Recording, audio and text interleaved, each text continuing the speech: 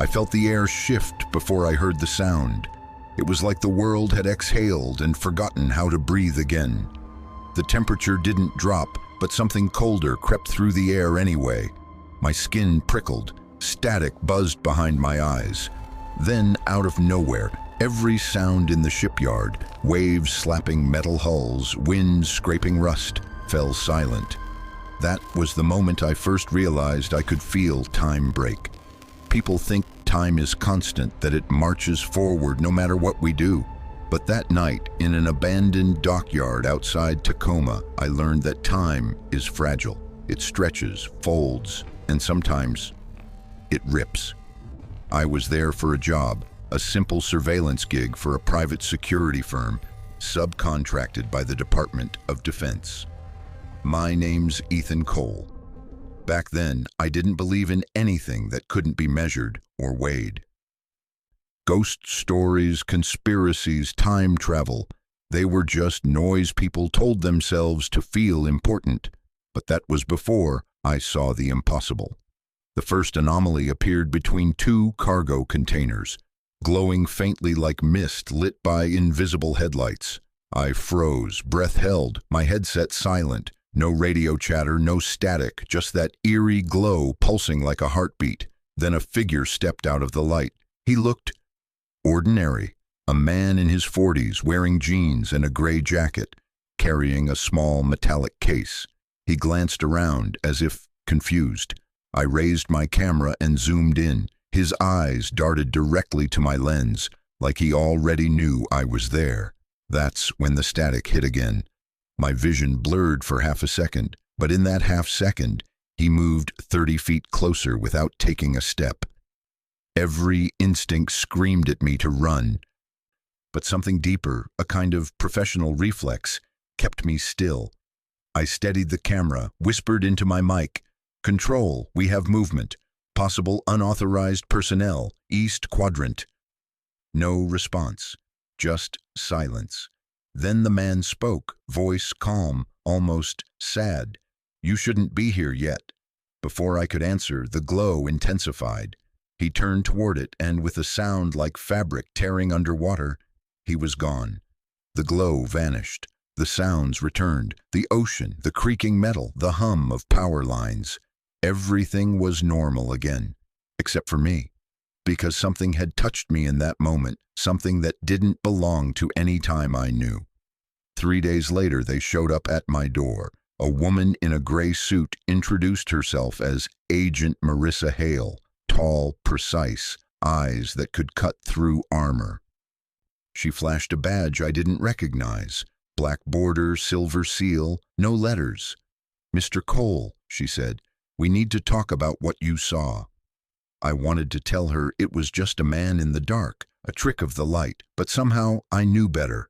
Hale didn't come from any ordinary agency. Her voice, her phrasing, the way she stepped inside without asking, it all screamed authority beyond my clearance. "We reviewed your surveillance footage," she continued. "Everything you saw that night was real and classified at the highest level." "Classified by who?" I asked. She smiled, but there was no warmth in it. "By people who make sure history stays the way it's supposed to." That's how it started, the job offer that would change everything.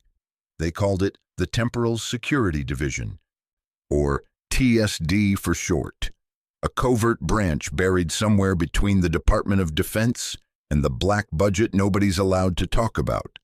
Their purpose was simple on paper: protect the timeline from unauthorized interference. Of course, nothing about it was simple.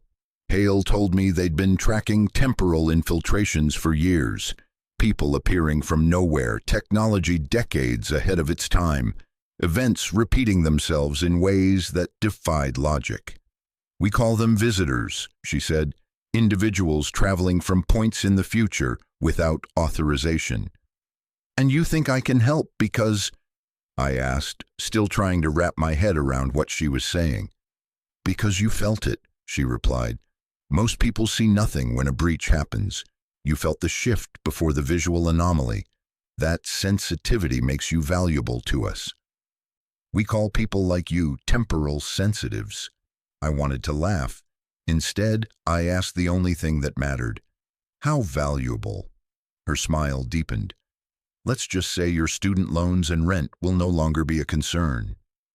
A week later, I was in Washington, D.C., signing paperwork that didn't look like anything I'd ever seen. No agency letterhead, no legal jargon, just non-disclosure clauses and a clause about existential continuity. I should have walked out right then. But curiosity is a drug, and I was already hooked.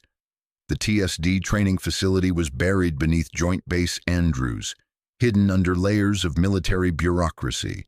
Hale became my handler, and Director Nathan Cross, the man running the whole operation, was the kind of person who could make a general nervous just by entering the room. Cross was ex-CIA, ex-Special Operations, and rumored to have clearance that outranked the vice president. When I first met him, he didn't shake my hand. He just looked at me for a long moment and said, "You saw one, didn't you?" "Yes, sir," I said. "What did it feel like?" I hesitated. Like the world paused to take a breath, like gravity forgot which way was down. He nodded slowly. "Good, you'll fit in." The next weeks blurred into constant testing, physical drills, neurological assessments, simulation rooms that used virtual time distortions to desensitize agents. They strapped me into machines that measured every reaction as I was exposed to artificial breaches. The sensations, pressure in my ears, static behind my eyes, were identical to that night in Tacoma.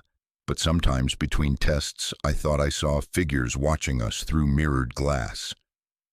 Figures that didn't move quite like humans. By my third month, I was operational. My first field assignment came faster than I expected. It was a Thursday night when Hale entered the briefing room, holding a thin folder. "Cole," she said, "we've got a verified breach near the Tacoma site. Same coordinates as your first sighting. Your lead on sensory detection. Command wants eyes on this before midnight." They called it Operation Eclipse. We flew out on a military jet that didn't exist on any flight manifest. The team consisted of 4 agents, myself, Hale, tech specialist Avery Grant, and Field Commander Rourke, a man who looked like he'd been built from brick and war. He didn't say much. None of them did. The air inside the plane felt charged, like static before a storm. When we arrived, the shipyard looked exactly as I remembered. Abandoned, rusted, haunted by the smell of salt and oil. We moved in pairs, scanning with handheld temporal sensors that hummed like cicadas. Nothing for the first hour. Then I felt it, pressure behind my eyes, like something pulling my vision backward. "Contact," I whispered into the comm. "North Sector, Dock 7. Hale and Rourke moved in fast, weapons drawn. I led the way. The sensors spiked, an invisible wave rolling through the air. Then light, faint at first, then blinding. When it cleared, a man stood in the center of the dock, trembling. No glow this time, no sound, just stillness. He looked up, terrified. "Please," he said. "I didn't mean to come here." Rourke barked, "On your knees, hands where I can see them." The man obeyed, clutching a small device that looked like a flattened sphere.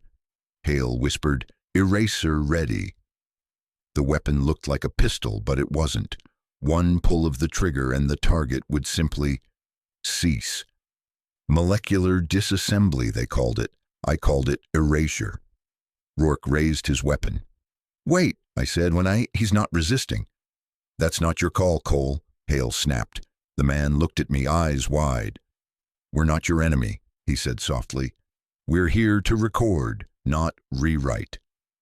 "Record what?" I demanded. "The truth you've forgotten." The air shifted again. Light flickered, static built. Hale shouted, "He's triggering a jump!" But the man didn't run. He just smiled sadly, like someone seeing a lost friend. Then his body collapsed inward, dissolving into dust and air. The device hit the ground and blinked once before going dark. "Mission complete," they said. No anomalies detected. But something in me had changed. Back at headquarters, they debriefed us like it was routine. Cross congratulated us. Clean operation, no data leaks. But I couldn't shake the man's words. We're here to record, not rewrite. Weeks passed. The missions piled up. Each one the same: detect, locate, eliminate. Visitors always appeared near significant historical or industrial sites. Los Alamos, Area 51, the ruins outside Detroit. Every time they claimed the same thing, that they weren't changing the past, only documenting it. Hale told me not to listen. They're trained manipulators, she said. They'll say anything to confuse you. But confusion was all I had left. One night, after a particularly tense operation near an old radar facility in Alaska, I asked Hale if she ever wondered where the visitors came from. They're from later, she said flatly. That's all you need to know. But what if later needs our help? She didn't answer. She just stared at me for a moment, then walked away. That's when I realized I wasn't working for protectors of time. I was working for its gatekeepers. 3 months into service, Cross summoned me to his office. The man radiated control. "Cole," he said, "you've done well. Higher accuracy than any other field agent. The Pentagon's impressed." "Thank you, sir." He leaned back. "How do you feel about what you're doing?" "Efficient," I lied. He smiled faintly. "Good. Keep it that way. Doubt kills faster than any bullet." Then he handed me a small box. Inside was a new type of device, a portable temporal detector, prototype level. "It'll react before a breach occurs," Cross explained. "You'll feel it stronger than ever." He was right. The moment I touched it, my head filled with whispers, not words, but impressions, like echoes of voices through static. I almost dropped it. Cross just nodded. "That's your gift. Learn to trust it." That night, in my quarters, I couldn't sleep. I kept staring at the device glowing faintly on my desk. At exactly 2:13 a.m., it pulsed once, bright enough to light the room. Then a voice whispered, clear as if standing beside me, "Ethan Cole, stop hunting your own reflection." I froze. The next morning, the device was gone. I asked Hale about it. She said no such prototype existed. I checked the equipment logs. No record. It was as if Cross had never given it to me. That was the first time I realized how deep the deception went. The next operation took us to Boston Harbor, where surveillance drones had detected irregular electromagnetic fields near an abandoned naval warehouse. Same story, new city. Except this time, the visitor didn't run. She was a woman in her early 30s, wearing clothes that looked both futuristic and archaic. She stood calmly as we surrounded her. Hale ordered me to make the first move. I raised the eraser, but hesitated. The woman spoke first. "Do you know what happens to a civilization that forgets its own past?" Nobody answered. She smiled sadly. "It starts killing the ones who remember." Hale fired. The light swallowed the woman whole. No trace, no evidence, no guilt. At least that's what we told ourselves. But that night I dreamt of the same woman, standing in my room, whispering, "You're not hunting us. You're protecting those who erased themselves." I woke up drenched in sweat. The smell of ozone heavy in the air. Every story has a moment that divides your life into before and after. For me, that moment came 2 weeks later during a classified operation in Chicago. We were supposed to secure an artifact pulled from the bottom of Lake Michigan, something the TSD claimed was a piece of temporal debris. When we got there, the artifact wasn't debris. It was a pod, a small, seamless metallic capsule half buried in the silt. And inside, through a transparent panel, a person floated suspended in time. Alive. Breathing. I looked at Hale. She was pale. "Command said it was inert," she whispered. We brought the pod back to the facility, sealed it behind reinforced glass. For the next 48 hours, scientists worked around the clock to open it. They said the being inside had been stuck mid-transition between timelines. When they finally broke the seal, the entire room filled with light so bright it burned my retinas. Alarms screamed. The pod shattered, and out stepped the man from Tacoma, the same one who vanished months ago. He looked at me, not Hale, not Cross, me. "Ethan," he said, calm and tired, "you still don't understand. You were never hired to protect time. You were hired to destroy its witnesses." Then the world tore open again. The blast threw me 10 feet backward.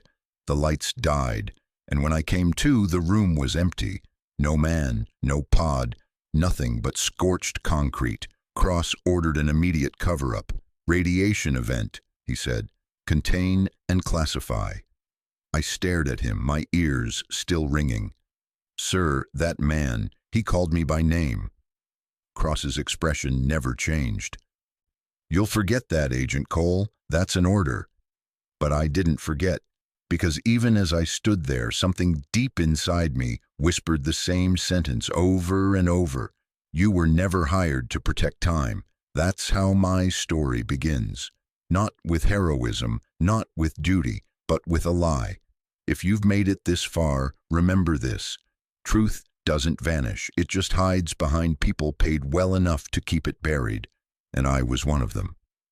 Before I tell you what happened next, before I explain what I found beneath the Pentagon and what the visitors were really here for, do one thing for me. Hit subscribe, support this channel, because the story you're about to hear next might make you question everything you've ever been told about history itself. When I got home that night, I didn't sleep. I poured whiskey into a chipped glass and watched it tremble in my hand. The shaking wasn't from fear, it was from something deeper, something like resonance. My pulse no longer followed the rhythm of my heartbeat. It matched that same hum I'd felt every time a visitor appeared. Somewhere between exhaustion and panic, I turned on the TV for noise. The late-night broadcast flickered, glitching between channels. Then, for one frame, less than a second, I saw a face. My face. Older, tired, looking straight into the camera. I dropped the glass. The screen went black, and then, almost mockingly, the television turned itself off. For a long time, I just sat there in silence, breathing hard, trying to convince myself I hadn't imagined it. But when I checked the reflection in the window, I could still see it, an echo of that older version of me, fading like smoke. That was when I decided I needed answers. The next morning, I went back to TSD headquarters and requested access to mission logs. Hale denied it. "You're not cleared for archive-level data." "I was there," I argued. "That should clear me enough." She shook her head. "Need to know, Cole. That's how we stay sane in this line of work." I stared at her. "Are you still sane?" For the first time since I'd met her, she looked uncertain. "Some days," she said quietly, "but don't dig where you're told not to, not in this agency." Her warning should have scared me. Instead, it only made me dig deeper. That night, I bypassed the digital locks on the TSD's internal database. It wasn't hard. My security clearance and a few well-timed system lag spikes got me in. The files were organized by codename, not by date. Operation Chronal, Operation Silhouette, Project Meridian, names that sounded more like science fiction novels than military ops. I opened one labeled Eclipse, subject Visitor 6. The report was heavily redacted, but one phrase stood out, repeated in bold across multiple pages. Visitor 6 claims repeated cycles of interference result in cumulative degradation of timeline integrity. Cumulative degradation. I wasn't a physicist, but I knew what that meant. The timeline wasn't stable. Each erasure, every person we'd neutralized, wasn't fixing the problem, it was making it worse. I sat there staring at the line until I felt that same strange pressure in the air again.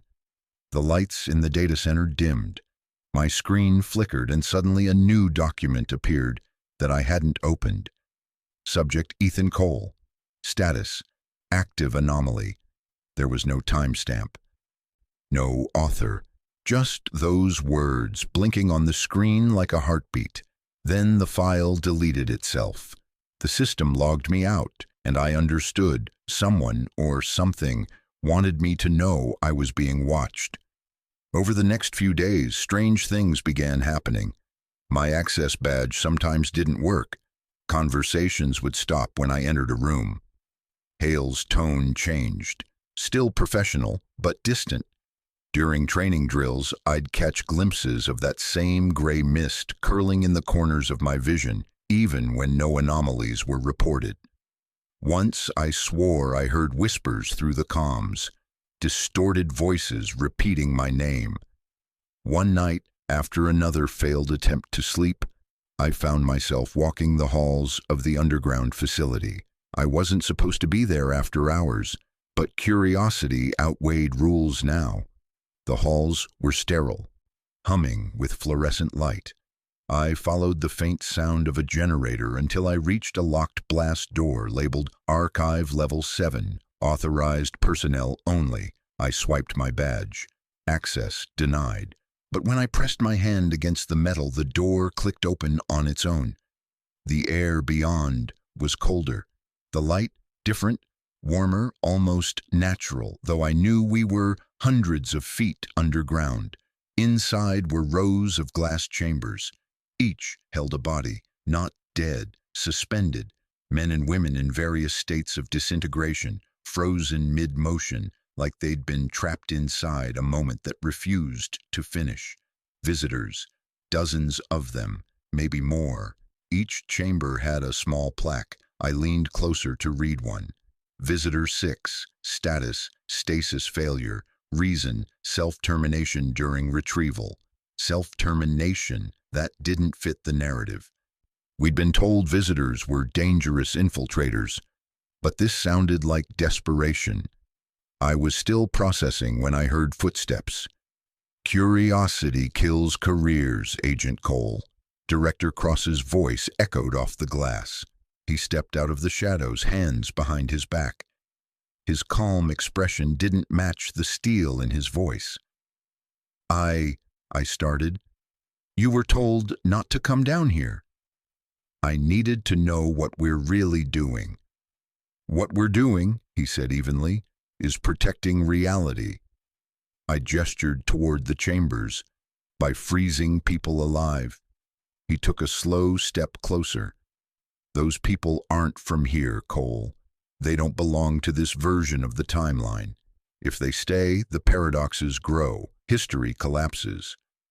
Then why keep them alive? He smiled faintly. Insurance. I didn't understand until weeks later what he meant by that. The next day, I was pulled from field duty and reassigned to internal evaluation. Officially, it was to assess my exposure to chronal instability. Unofficially, it was a leash. They ran me through psychological testing, but the real experiment came after hours. They hooked me up to a new neural interface, one supposedly designed to synchronize temporal awareness.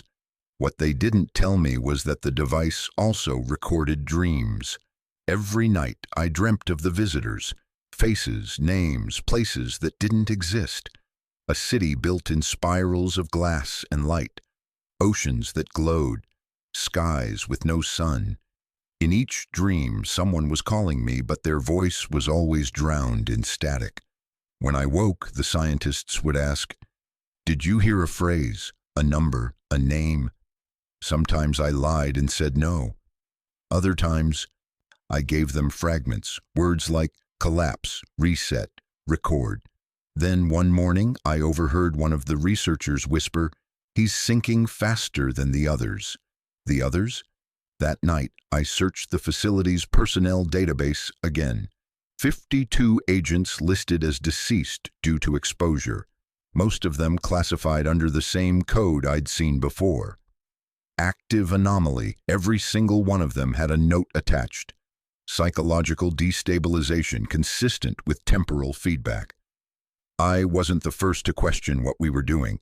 I was just the first still alive to talk about it. The turning point came on a routine mission outside Los Angeles. A breach had been detected near a defunct observatory in the Angeles National Forest. I was paired again with Hale. We drove out in silence, the road winding through pines and fog. At the site, we found nothing unusual, just cracked concrete and the faint hum of old power lines. Then my detector spiked. "Contact," I said quietly. The fog thickened, swirling like something alive. Then through the haze, a silhouette emerged. Not human, not fully. Its shape shimmered, flickering between forms, like the air couldn't decide what it was supposed to be. "Visitor?" Hale asked, raising her weapon. Before I could answer, the figure spoke in a layered voice, male and female at once. "You've been lied to, Ethan." Hale stiffened. "How does it know your name?" The figure stepped closer. "You were never meant to be their hunter. You're the anchor they've been using." I took a step back. "Anchor?" "To stabilize their version of history. You feel the distortions before they happen because you're part of the breach." Hale fired. The figure didn't even flinch. The bullet slowed midair and dropped harmlessly to the ground. Then everything went white. When the light faded, the figure was gone. The fog, too. Only the faint smell of ozone remained. We stood there in silence, listening to the wind. Hale finally said, "I'm reporting this as a failed anomaly, understood?" "Why?" I demanded. "You heard it. It said I'm part of this." Her voice cracked just slightly. "Because if Cross finds out, you'll end up in one of those glass chambers, too." That was the first time I saw fear in her eyes. After that, things changed between us. Hale stopped following protocol. She started meeting me in out-of-the-way corridors, whispering questions like, "Do you ever wonder if we're working for the right side?" The more we talked, the clearer it became. She'd seen things too. Files that didn't match mission reports, orders that contradicted reality, whole operations that had been erased from memory. One night, she handed me a flash drive. "Keep this hidden," she said. "If anything happens to me, find Dr. Lena Park. She'll explain the rest." "Who's Lena Park?" "She used to run the physics division before Cross shut it down." "What's on the drive?" "Proof that time isn't what they say it is." That was the last night I saw Marissa Hale alive. 2 days later, I was called to her quarters. The door was sealed. Inside, she was lying on the floor, pale and motionless. Official cause, cardiac arrest due to exposure stress. But I'd seen enough bodies to know the difference between natural death and silence. There was no struggle, no pain, just stillness. Cross held the report in his hand when I entered his office. "Tragic loss," he said. "She was unstable, started asking dangerous questions." I said nothing, but my silence wasn't agreement. It was survival. That night, I opened the flash drive. It contained one file, a video recording, time-stamped the day before Hale died. She looked straight into the camera. "If you're seeing this, Ethan, then you already know the truth. The Temporal Security Division isn't protecting the timeline. They're pruning it. Every mission we run erases potential futures, keeps history contained within their control. The visitors aren't invaders, they're archivists, trying to save what's left of time before it collapses completely. Find Lena Park. Trust no one else." The screen flickered and cut to static. I sat there for a long time, staring at the blank screen, feeling my world tilt sideways. Every mission, every erased anomaly, every protection order I'd carried out, it was all part of a cover-up. We weren't hunting time travelers. We were erasing historians. And somehow, I was the key. I left the facility that night under the pretense of personal leave. They didn't stop me, not yet, but I could feel eyes following me everywhere. Cameras that shouldn't have been active tracked my steps. My phone glitched whenever I got too close to certain buildings. By dawn, I was on a train heading east. I didn't know where Dr. Lena Park was, but if Hale trusted her, that was good enough. As the train sped across the gray Pacific Northwest morning, I looked out the window and saw something that made my heart stop. Standing on the side of the tracks, watching the train pass, was the same man from Tacoma, the first visitor I'd ever seen.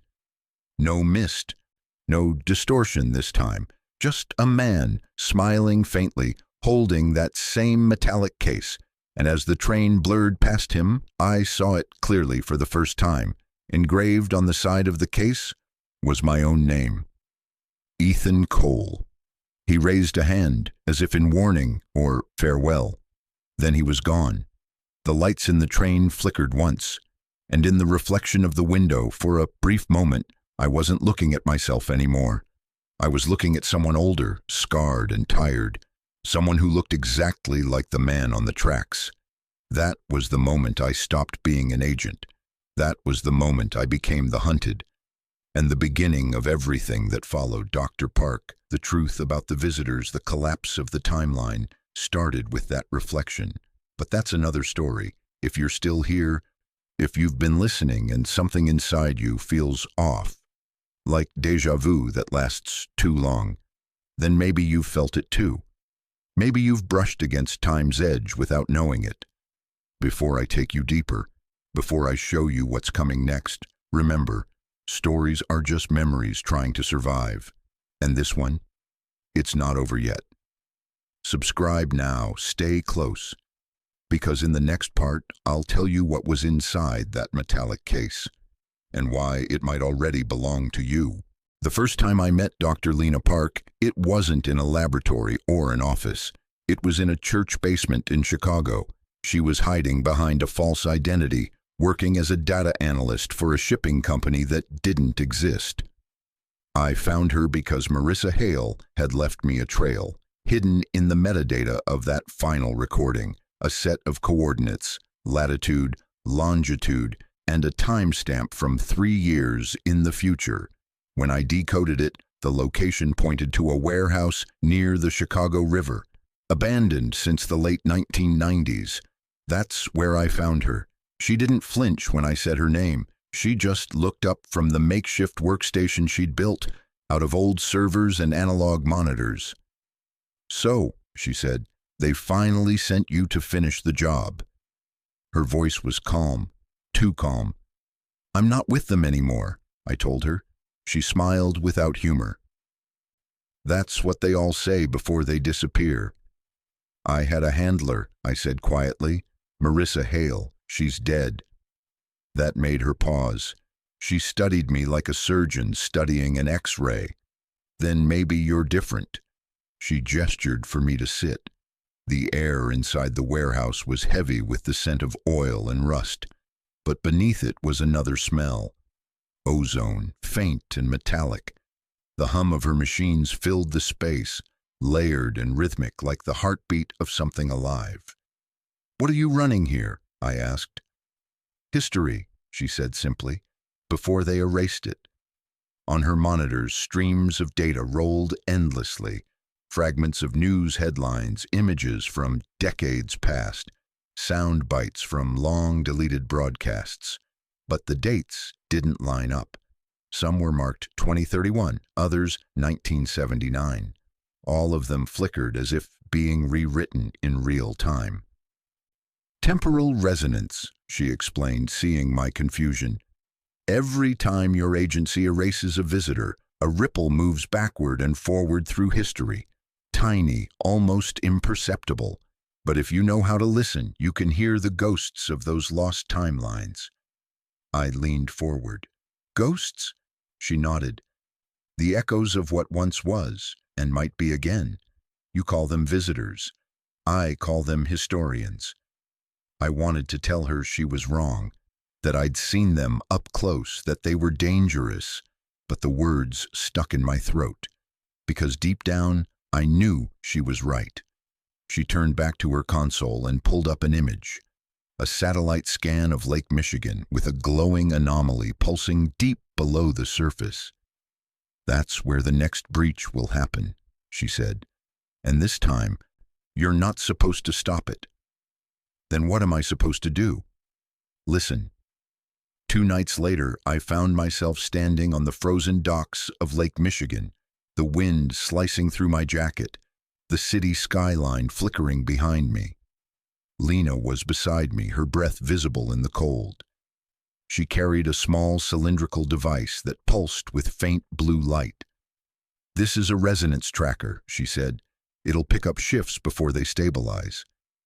"And if it stabilizes," she looked at me, expression unreadable, "then we'll meet one of them." The water was black and still, broken only by the occasional ripple of ice. Somewhere beneath us an anomaly pulsed, a distortion in time's current ready to surface. At 2:14 a.m., the tracker's light spiked. "Now," Lena whispered. The water began to glow, slow at first, then blinding. The dock shook beneath our feet. From the depths, something rose, a metallic pod, smooth and seamless, dripping with water that hissed as it touched the air. "It's beautiful," Lena murmured. Then the pod opened. Light spilled out in a slow, deliberate wave, like a curtain being drawn aside. Inside was a man, young, pale, wearing a thin suit of translucent fabric that seemed to shimmer with equations. He was alive, barely. He looked at me first. His lips moved, forming words I couldn't hear. Lena ran forward, lowering the scanner. "It's okay," she said softly. "You're safe." But the man shook his head. His eyes, God, I'll never forget them, were filled with grief, not fear. He pressed a small object into my hand, a crystal shard, no bigger than a coin. "For you," he whispered. "You were the last one who remembered." Then his body convulsed. The glow faded, and just like that, he was gone, collapsing into air, leaving nothing but ripples in the dark water. Lena stared at the empty space. "They're dying faster," she said quietly. "Each jump costs them more." I looked down at the shard. Inside it, faint symbols shimmered, mathematical notations intertwined with something that looked like names. "What is this?" I asked. "A fragment of the archives," she said. "The memory of a future that no longer exists." I turned the shard over in my hand. It pulsed faintly like it was alive. "What do they want from us?" I asked. Lena's expression softened. "Not us. You. You're their constant." "Their what?" "The anchor that keeps their version of time connected to ours. You're the only one who can cross between them without fracturing." I stared at her, the wind howling around us. "Why me?" She hesitated. "Because you've already done it." The words hit me like a blow. "What are you talking about?" She didn't answer. Instead, she handed me a small drive. "Take this. It's everything I've found on the TSD's real purpose. You'll need it soon." "Where are you going?" "To find the others," she said. "If I don't make it back, you know what to do." And just like that, she was gone, disappearing into the fog that swallowed the lakefront. I stood there for a long time, the shard cold in my hand, the night pressing in like a question I couldn't answer. Back in the motel room, I connected the drive to my laptop. A folder opened automatically. Inside were hundreds of files, audio logs, classified reports, and something labeled Project Kronos, restricted access. I clicked it. A video began playing, grainy footage from a TSD research chamber. I recognized the place, the same room where I'd seen the suspended visitors. But this time, the subject wasn't one of them. It was me. I was lying inside a glass chamber, electrodes attached to my skin. Cross stood beside the pod, speaking to someone off camera. Subject Cole demonstrates unusually high stability across recursive loops, he said. Memory degradation minimal. Recommend continuation of Phase 3. The figure beside him asked, "What happens if he starts remembering?" Cross didn't hesitate. "Then we reset him again." My stomach turned to ice. I watched the footage 3 times, trying to convince myself it was fake. But every detail, the scar on my wrist, the way I flinched when the light hit my eyes, it was real. I wasn't their hunter. I was their experiment.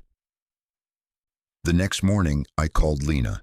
No answer. I tried again. Nothing. By noon, her number was disconnected. By evening, the warehouse where I'd met her was gone. Literally gone. The building had been demolished overnight. That's when I realized how far Cross's reach went. I needed proof. Real, physical proof that I could use to expose TSD. And there was only one place I knew where to find it: the sub-basement archives under the Pentagon. Getting in wasn't the hard part. I still had my clearance. The hard part was staying alive once I got there. The corridors were quiet, sterile. My footsteps echoed like a countdown. I found the secured room labeled Archive 9, Chronos Records, and swiped my badge. The door opened with a hiss. Inside were rows of old-style storage units, tapes, drives, physical logs, paper, real paper. I pulled one at random. Operation Mirror. Inside were photographs. Grainy black and white stills of soldiers standing in what looked like a crater.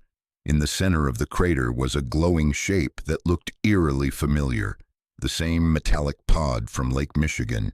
But the photo was dated 1943. I flipped through more. Each folder told the same story. Recovered objects, unexplained energy surges, witnesses silenced. The timeline of first contact stretched back over a century. Then I found one folder marked E. Cole, Original. I opened it. Inside was a birth certificate, mine. Only the date wasn't 1986 like it should have been. It said Origin, Unverified, Temporal Reference 2147A. My hands trembled. Beneath it was a report written by Cross himself. Subject is the earliest confirmed successful crossover. Subject retains no conscious memory of point of origin. Maintain integration and stability monitoring. I dropped the file. The edges of my vision blurred. All the missions, the sensitivity, the way I could feel time bend before it happened. It wasn't training. It was instinct. Because I wasn't from here. I didn't know how long I sat there before the alarms went off. Red lights flashed. A voice boomed through the speakers. Unauthorized access detected in Archive Level 9. Security units mobilized. I grabbed the file and ran. The corridors twisted like a maze. My pulse thundered in my ears. Somewhere above, boots pounded metal floors, guards closing in. I ducked into a maintenance shaft and killed my flashlight. The darkness was total, the kind that felt alive. I could hear the guards' radios crackling nearby. "He's heading east, cut him off." Then, faintly, a new voice broke through the static. A whisper. "Ethan, left corridor, door marked A7. I froze. It wasn't the guards. It was Lena. "How?" I whispered. "No time," she said. "Follow my voice." I moved fast, keeping low. I turned left, found the door, and yanked it open. Inside was a service tunnel. At the far end, a faint glow. "Keep going," Lena urged. "You're almost there." I ran. The glow grew brighter until I reached a dead end. And there she was. Not in person, but projected in front of me as a flickering hologram. "They're purging the archives," she said. "Everything about the Chronos experiments. You have to get out now." "Where are you?" "Not here," she said softly. I triggered a loop. "They'll think I'm dead, but I'm not gone yet." The projection flickered again. "Lena, I saw it. I saw what I am." Her expression changed. Sadness mixed with understanding. "Then you know why they need you. To stabilize their version of time." She nodded. You're the key that keeps their lie from collapsing. Without you, their control ends. What do I do? Find the others. There are more like you, earlier versions. The archives hold their coordinates. Don't let Cross erase them. The hologram shimmered, glitching hard. Lena, her last words came through as a whisper. Remember what the visitors said. We're not changing your time. We're saving it. Then she was gone. I escaped the facility through the old utility tunnels beneath the Potomac. By dawn, I was miles away, driving aimlessly, the file and shard beside me on the seat. Every so often, I'd glance at the shard. It pulsed faintly, matching the rhythm of my heartbeat. I didn't know where I was going, but for the first time I understood. Why? The government didn't hire me to protect the timeline. They created me to preserve their version of it. And now, the ghosts of the real tomorrow were coming for me. When the city of Denver exploded, I wasn't there, but I felt it. It started as a pressure wave rolling through my chest, like the air itself had been punched. The lights in my motel flickered, and for a second, the world froze. The exact same stillness I'd felt every time a visitor appeared. Only this time, it was stronger, louder. Then the news hit. A chemical plant outside downtown Denver had detonated. Over 2,000 dead, hundreds missing. Government officials blamed a gas leak, then a domestic terror cell, then silence. But I knew that kind of silence. It was the sound of a cover-up.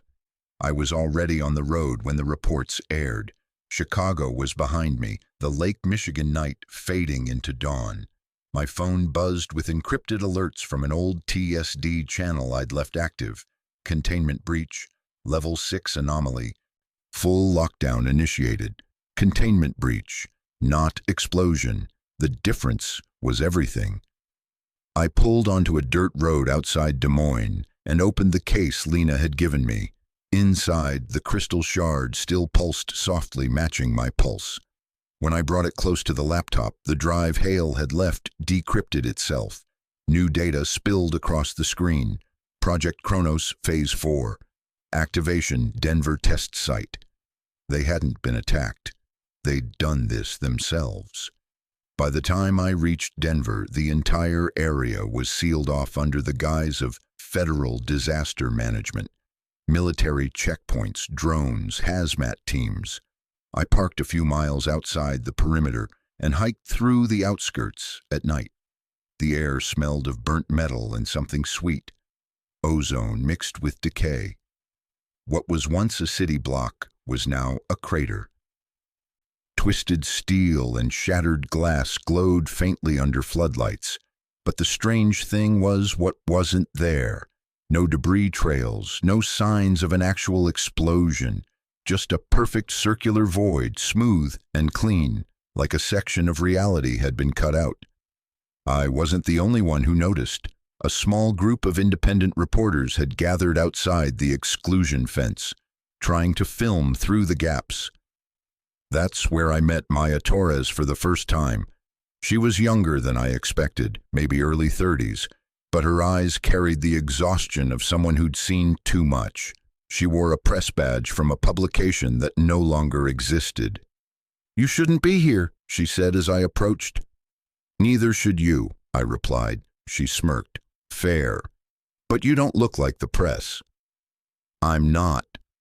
"Then what are you?" I hesitated. Someone who knows this wasn't a gas leak. That got her attention. Within minutes, we were sitting in her van, surrounded by camera equipment, empty coffee cups, and newspaper clippings taped across the walls.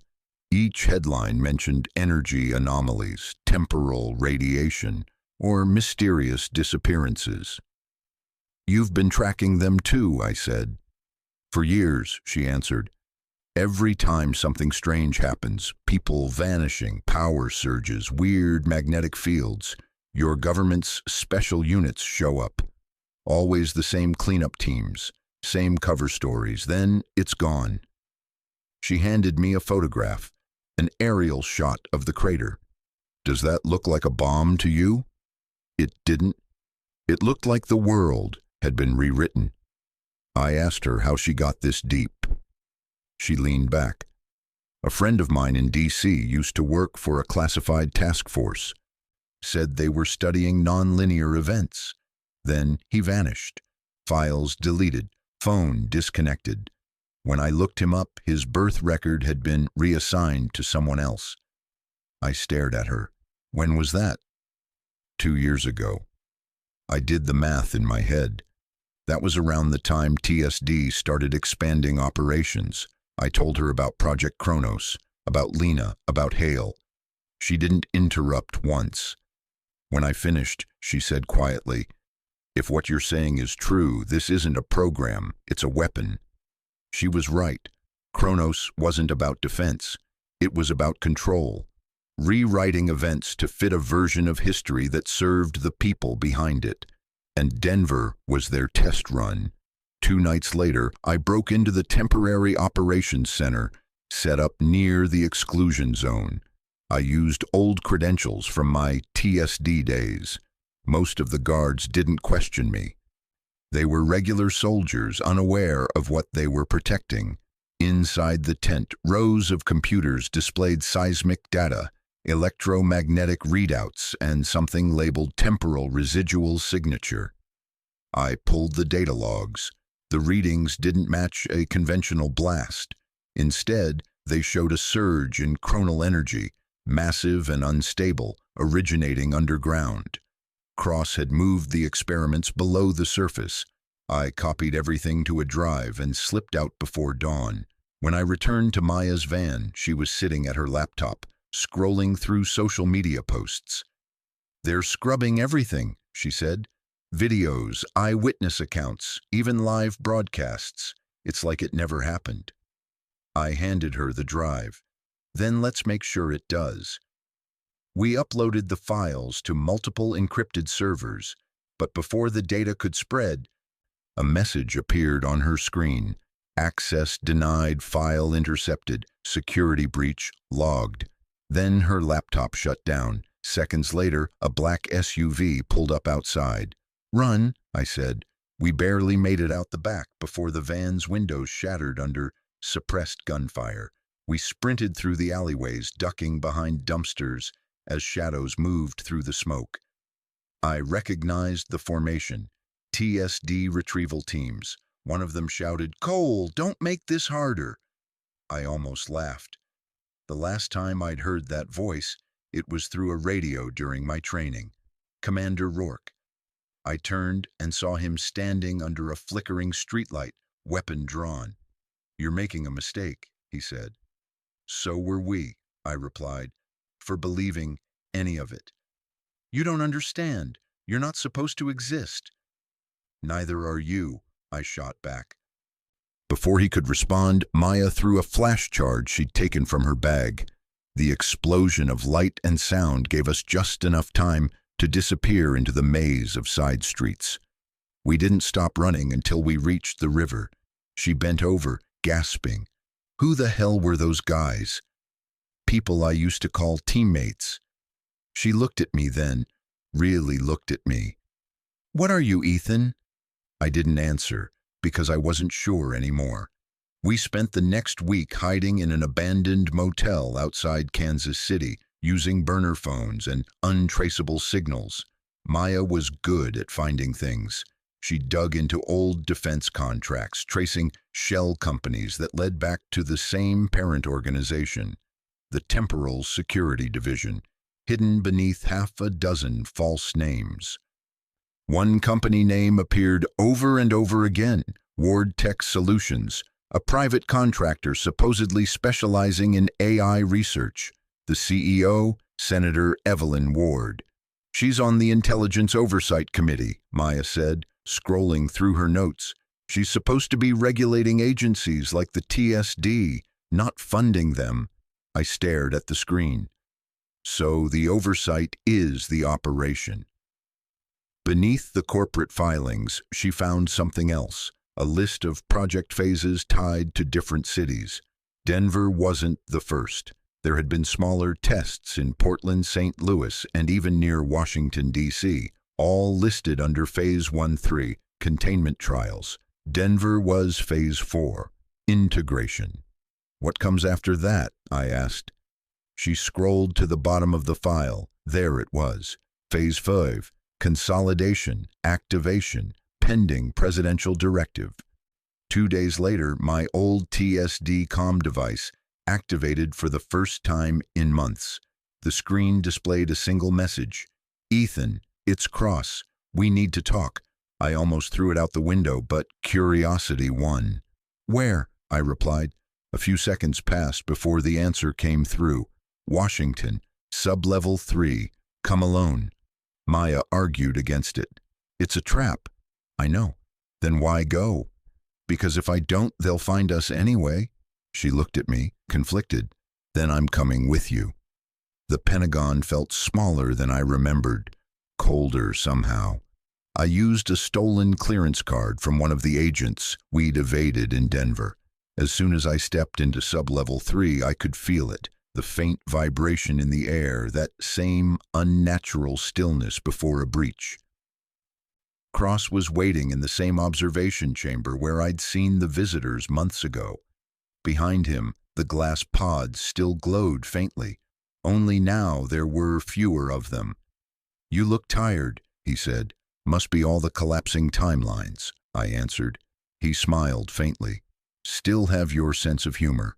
Good, you'll need it. I walked closer. Why Denver? He didn't deny it. Project Kronos reached a critical point. We needed to test full-scale reset capabilities. You killed thousands of people. He shook his head. No, Ethan, we erased them. There's a difference. Their energy was repurposed to stabilize the new sequence. I felt my stomach twist. You call that stabilization? It's survival, he said calmly. The future collapses without it. You've seen the anomalies, every visitor, every jump, they're signs of decay. Without consolidation, this entire timeline unravels. Then why keep me alive? He looked at me with something like pride. Because you're the key, Ethan, the first stable crossover. You exist between timelines. With your resonance, we can lock history permanently. That's not survival, I said. That's tyranny. He sighed. Idealism doesn't suit you. You were built for purpose. Built? He didn't answer. Instead, he gestured to one of the pods. Inside was a man suspended in stasis. My blood ran cold when I saw his face. It was me, older, scarred, but unmistakably me. Cross said softly, every time we reset, fragments survive. You're the clean version, the one that works. My voice broke. How many times have you done this? As many as it takes. He reached for the console. The pods began to hum. It's time to merge the iterations. When you wake, all this will be over. I drew the weapon I'd hidden beneath my jacket. Not this time. Cross didn't flinch. You can't kill me, Ethan. You need me to stay real. He was wrong. I didn't need him. I fired. The shot hit the control panel. Sparks erupted, alarms blaring. The pods flickered violently. One shattered completely, flooding the chamber with blinding light. Cross shouted, "You have no idea what you've done." Maybe not, but for the first time, it felt like I'd done something right. I turned and ran as the building trembled around me. Maya was waiting at the surface level, engine running. "What the hell happened?" she yelled. "Let's just say history's going to have a hard time catching up." We sped out of D.C. as the night sky behind us glowed faintly, not from fire but from light bending itself back into place. We stopped an hour later at a rest area off I-95. The radio was dead. The world felt quieter somehow. Maya looked at me. "You think you stopped it?" I shook my head. "No, I think I started something worse." The crystal shard in my pocket pulsed again, brighter than before. When I held it up, faint images flickered inside. Cities half-built, people walking backward through light, oceans frozen mid-wave, ghosts of timelines trying to survive. And somewhere within the reflection, I saw myself. Not one version, hundreds, all watching, all waiting. For what, I didn't yet know, but the collapse had already begun. The world didn't end after Denver, it just shifted. Small things first. A headline would change. A song would vanish from memory. Whole neighborhoods would look slightly different when you drove through them, like the map had been redrawn overnight. People didn't notice. They never do. But I did. The air itself felt heavier, like the universe was holding its breath again. Maya and I kept moving east, staying off main roads, sleeping in half-abandoned motels or truck stops. Every few nights, she'd pull out her old laptop and try to reach her encrypted servers. Most of them were gone. The rest returned a single error message. Data archive unavailable. Consolidation in progress. "They're rewriting the internet," she said one night as we sat by the hood of her car, eating cold sandwiches. Every digital trace of the world before Denver, gone. Photos, documents, even backups. They're calling it maintenance, but it's erasure. I nodded. Project Kronos at scale.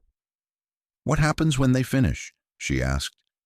"Then the only history left is theirs." She stared at the horizon. "Then we'd better find something they can't erase."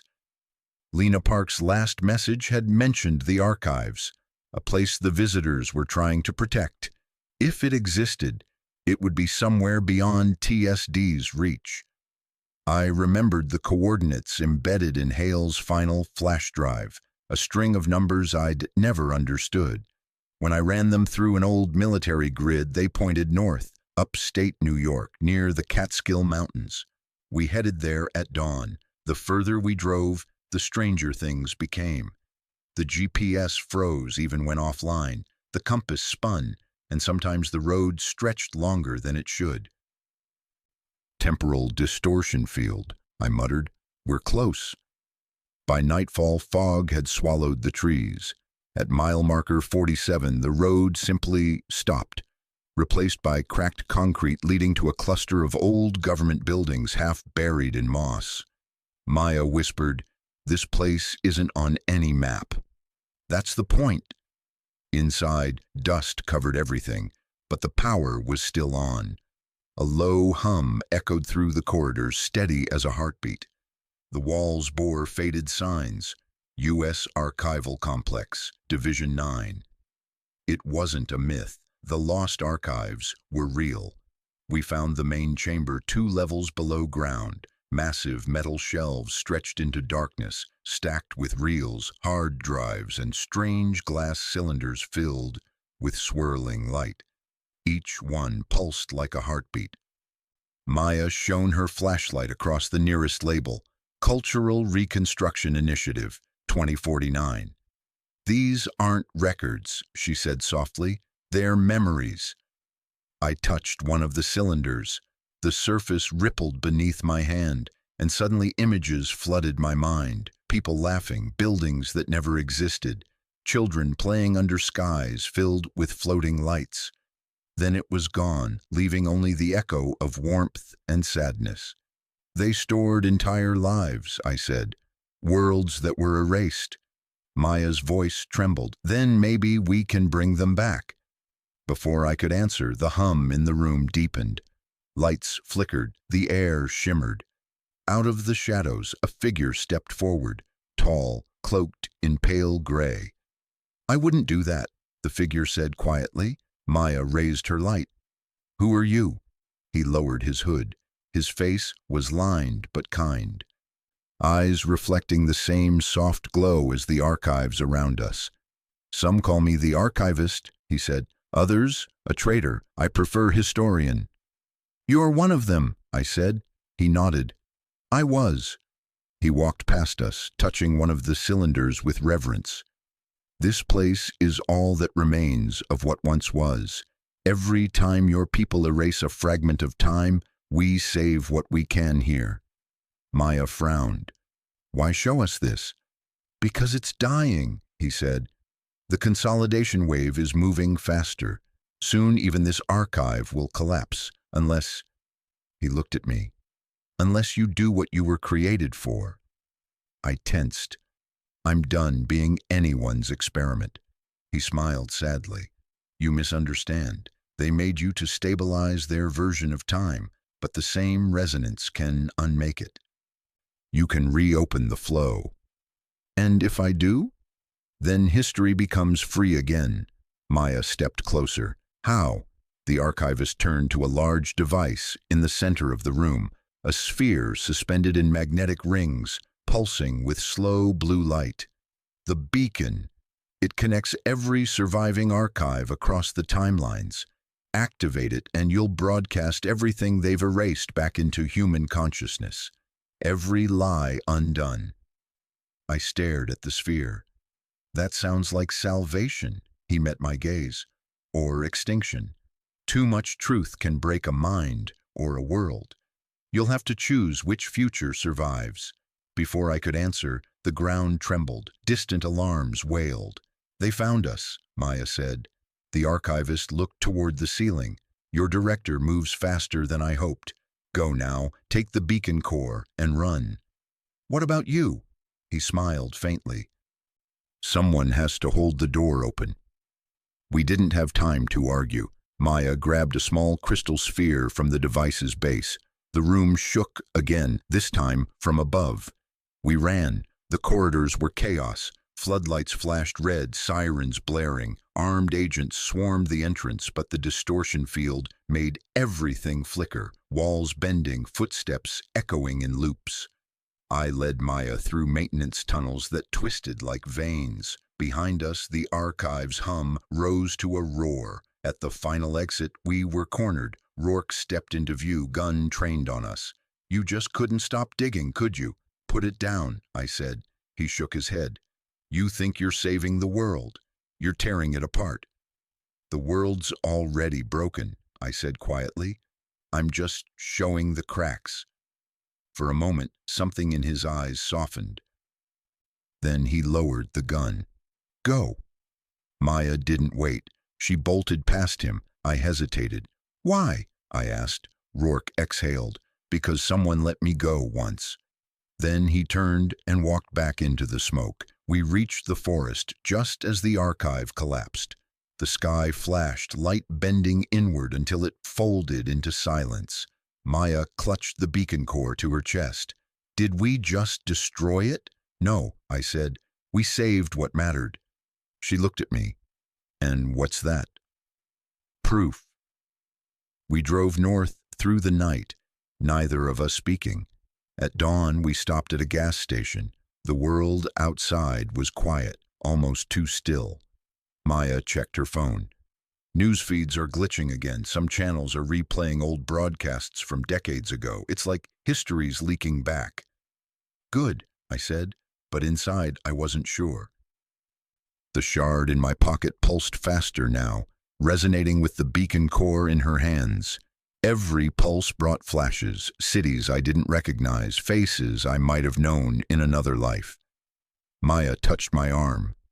Ethan, are you okay? I nodded, though I wasn't.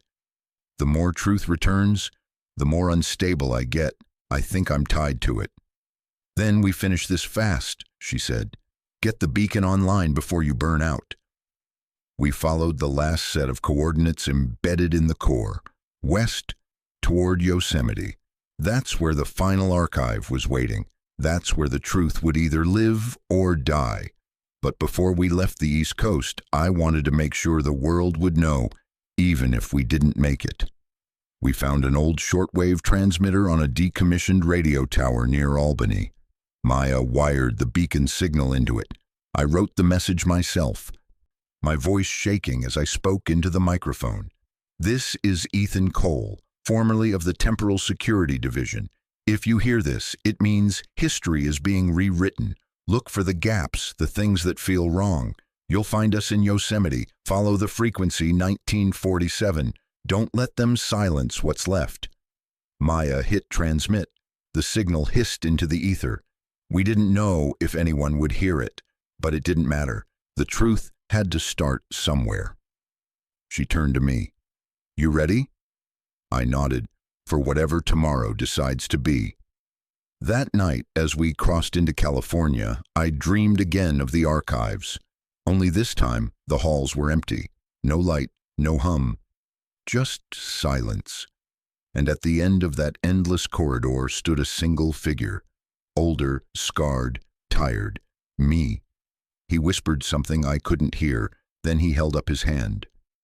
In his palm glowed the same beacon core Maya carried beside me in the car. When I woke, the shard in my pocket had gone cold. Maybe the future was waiting for us, or maybe it already had been. Either way, we were out of time. By the time we reached Yosemite, the sky had begun to split, not with thunder or fire, but with silence, a kind of hollow quiet that stretched across the horizon like the world itself was waiting to exhale. The clouds hung too still, the air shimmered faintly, birds moved in strange, looping patterns as though caught in invisible tides. Maya parked the jeep near a line of pines overlooking the valley. Below us, waterfalls glimmered in the distance, fractured by distortions that made the granite walls ripple like heat haze. "It's already happening," she whispered. "The collapse?" She nodded. Every time another memory returns, the world rewrites itself. People are starting to remember two versions of the same day. I stepped out into the cool mountain air. Then we're almost out of time. We'd followed the beacon's signal here. The core pulsed faintly in Maya's backpack, guiding us to a place no map could name. Somewhere beneath the mountains, the last archive still lived, a refuge built by those who'd known this day would come. We hiked for hours through dense forest until the trail disappeared. The signal grew stronger, the pulses syncing with my heartbeat. Eventually, the trees opened into a clearing of black stone, half covered by moss. In the center stood a single structure, circular, metallic, ancient yet alive. Its surface moved like water under moonlight. Maya exhaled. "That's it, the last one." As we approached, the ground trembled. A ring of light rose from the earth, scanning us both. My skin burned for a second, then the light faded. The door opened. Inside, the air was warm and humming, filled with the scent of ozone and something older. Dust. Maybe, or memory.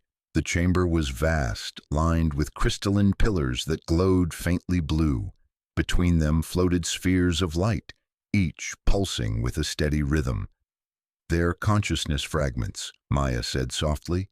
"Stored minds. Visitors who never made it back." I could feel them, 1,000 lives whispering at the edges of my mind. Their voices brushed against me like wind through glass. "Help us finish it." We followed the hum to the core chamber. At its center stood a column of shifting light, the main interface of the archive. Runes and shapes moved across its surface, ancient and future all at once. Maya connected the beacon core to the column. The lights responded instantly, turning gold. "It's linking," she said. "All the surviving archives, every truth they preserved."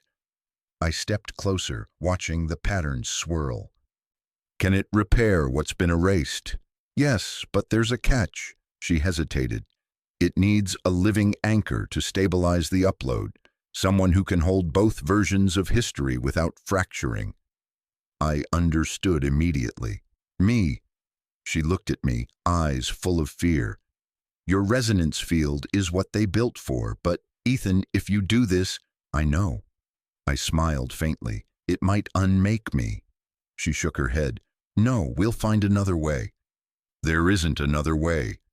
Before she could argue, the chamber lights dimmed. A low siren began to pulse through the walls. "They've found us," she said. Through the distortion haze at the entrance, figures appeared. Black-clad, weapons drawn, moving in formation. Temporal Security Division. At the front was Director Hale, except he looked wrong. His movements too fluid, his face too still. Eyes glowing faintly from within. Maya whispered, "He's not human anymore." Hale's voice echoed through the chamber, amplified and cold. "You should have stayed buried, Cole." "What are you?" I asked. He smiled faintly. "The inevitable. When memory and machine merge, the past no longer needs to be rewritten. It obeys." "You're part of the system," I said. "You merged with it." He nodded. "Someone had to ensure stability. Humans couldn't be trusted with truth. You, of all people, should understand that." Maya stepped forward. "You're destroying everything." "Correction," Hale said. "I'm preserving order. Without me, your world tears itself apart." Behind him, more agents spread out, their outlines flickering between present and future. The distortions made them seem half-transparent. Hale raised his weapon. "Hand over the core." Maya's voice broke. "If you want it, take it from us." He fired. The blast missed her by inches, hitting one of the crystalline pillars. The room shook. Energy arcs rippled through the air.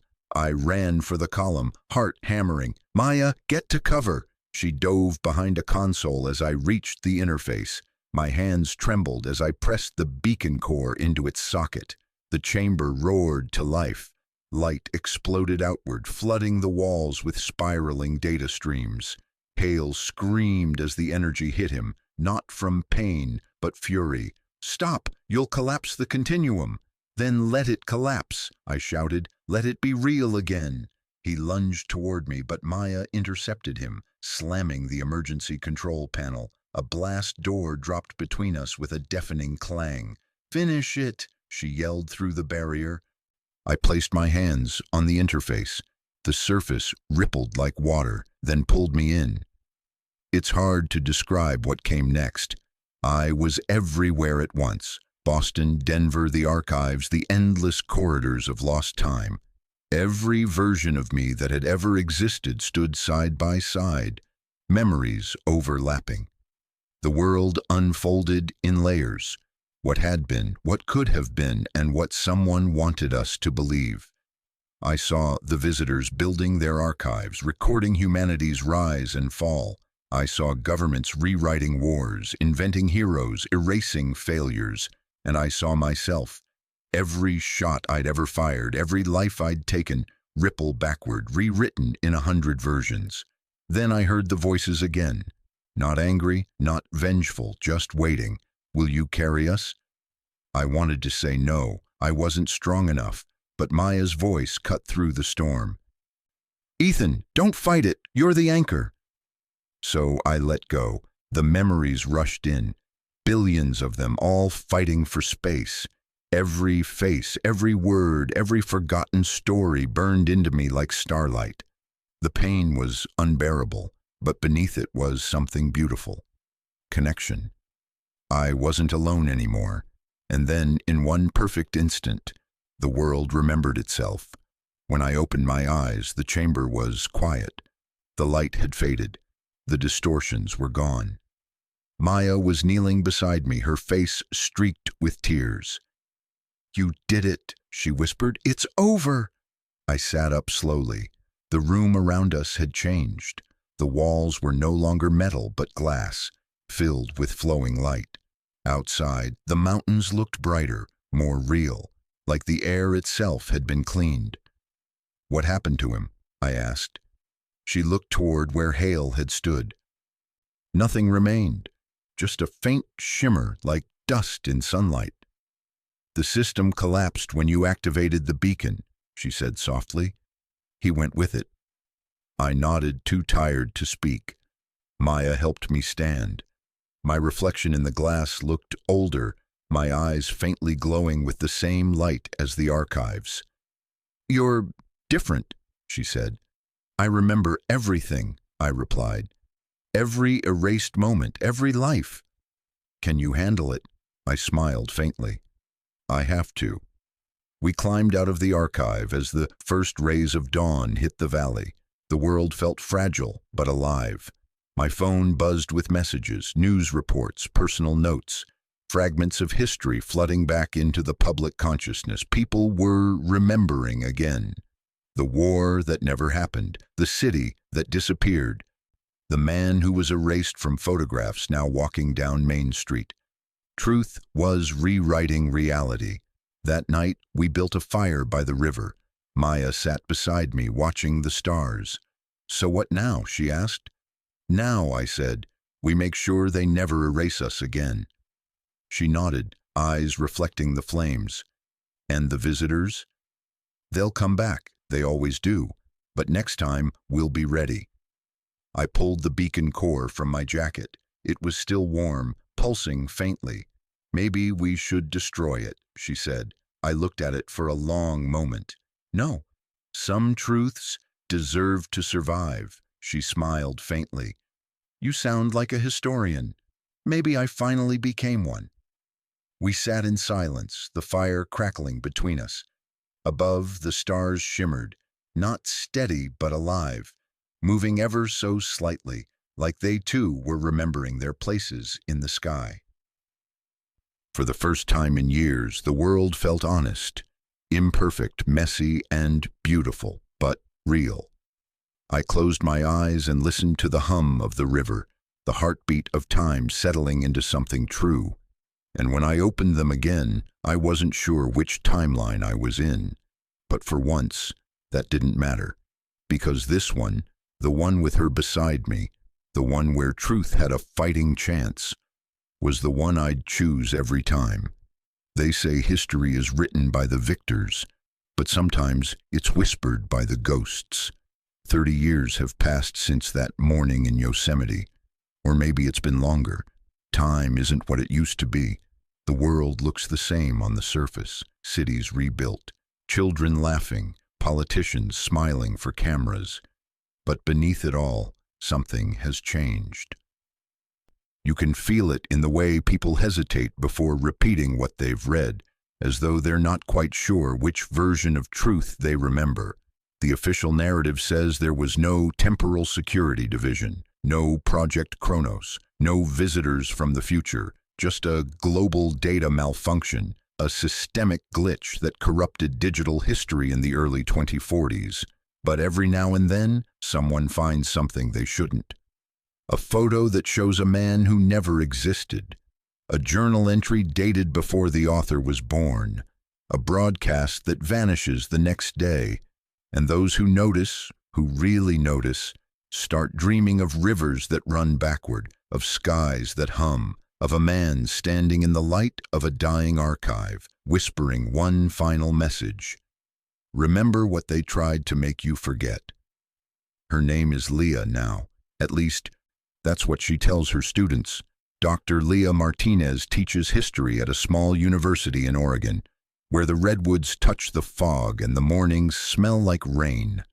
Her lectures are calm and precise, her tone measured, but there are moments, brief and electric, when her voice softens and she looks at the ceiling as if listening for something that isn't there. Most of her students don't know she once crossed continents with a man named Ethan Cole. They don't know about the beacon or the archives or how close the world came to erasing itself. But sometimes when she walks home alone after class, the wind carries an echo, that faint hum of electricity that always came before the visitors appeared. She still feels it, not as sharply as before, but enough to make her pause, to close her eyes and whisper, "I know you're still out there." Then she smiles, because she also knows he's still out there too. There's an unmarked cabin near the edge of a frozen lake in northern Alaska. Locals say a man lives there, alone, though they never see him leave or age. They say he has no digital footprint, no records, no history, as if he exists slightly out of sync with the rest of the world. Sometimes on clear nights they see strange blue light pulsing beneath the ice, rising like breath. And sometimes when they get close enough to hear it, they swear it sounds like someone whispering names. Names no one remembers anymore. That's where I live now, not hiding, not running, just waiting. The beacon still hums softly beneath the cabin floor, its light dim but steady. The connection to the archives is weaker now, stretched thin across timelines. but I can still feel them. The visitors, the historians, the fragments of those who came before and after. They're rebuilding piece by piece across centuries, and I'm their anchor. Some nights I sit by the lake and think about how easily we forget, how fragile memory is, not because of time, but because of fear. People want certainty, not truth, but truth is messy, complicated, alive. It doesn't stay still. That's why it matters. I used to hunt time travelers. Now I preserve them. Every erased story, every vanished life, every moment they tried to rewrite. It all lives here now, in the hum beneath the ice, in the breath of the wind, in the flicker of the northern lights that dance like a heartbeat across the dark. I'm not sure how much longer I'll last. The resonance has been eating at me for years, pulling me between timelines like a thread unraveling. But before I go, I'll make sure the next generation remembers, because history isn't a weapon, it's a mirror.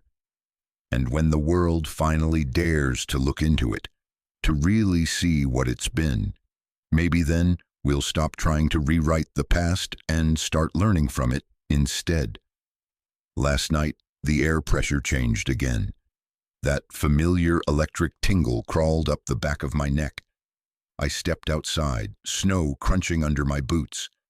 The aurora rippled across the sky, brighter than I'd ever seen. And then I saw her, a figure standing at the edge of the lake, tall, graceful, surrounded by light. Not Maya, not human, a visitor. She raised her hand in greeting. I felt the air vibrate, that same harmonic pulse that had once opened the archives. "Is it time?" I asked quietly. Her voice was like wind through glass. "It's time to rest, historian." I smiled. "Then take it all, everything I've kept." She nodded once. The beacon's light flared beneath the ice, and I felt the memories rise, a tidal wave of lives, laughter, pain, truth, all of it ascending like sparks into the night sky. The last thing I saw before everything went white was the reflection of the aurora rippling across the lake, 1,000 colors swirling together, rewriting themselves one final time. Then there was only light. Somewhere, a new archive opens. A child in a future we'll never see sits before a screen of living light, learning the history of a world that almost forgot itself. And when that child asks who Ethan Cole was, the historian smiles and says, "He was the man who reminded time what it meant to remember."